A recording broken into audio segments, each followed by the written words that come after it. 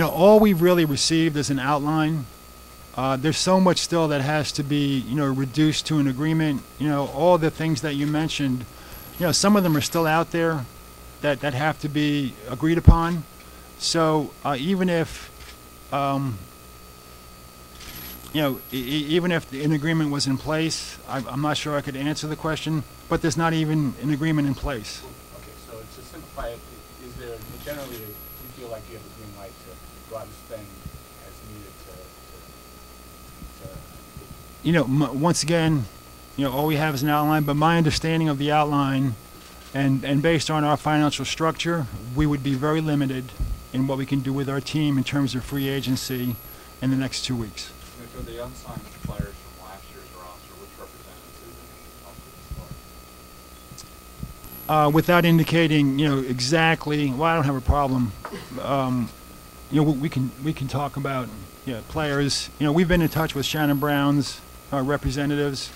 The only other two players would be Theo Ratliff and Joe Smith. At this time, I don't anticipate that they would be returning, but we have been in touch with, I believe, the third, and there's only three: Theo and Joe and Shannon, I believe. So I think that answers the question about all our free agents. Devin and Derek. They're not free agents; they're under contract.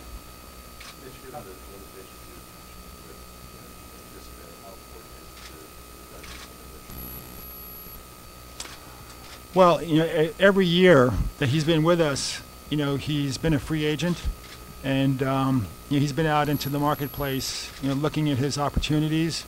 And every year he's had the ability to structure something that financially was more attractive than he can get with us. And he's done that, at least twice. So, my guess is, you can only continue to do that for such a period of time where it doesn't make any more sense.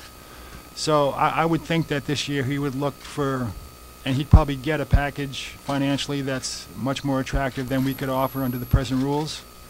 I don't know where it's going to play out or how it's going to play out, but that would be my guess. Mitch, has there been a philosophical change within the organization concerning your own young players? I know previously there were some thoughts that there were certain young players that were never going to be traded, were untouchable. Has there been a philosophical change by the organization that may be willing to open up potential trades? I'm not aware of how many young players. I don't think we have that many young players on this team. So are you trying to get me to talk about one player that might be young?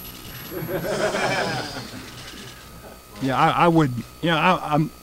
It's been so busy, that I really, and Mike, my understanding with our coaches, he doesn't really read the newspapers and go online and get data for him to review every day. So I know he's not on top of the rumor mill.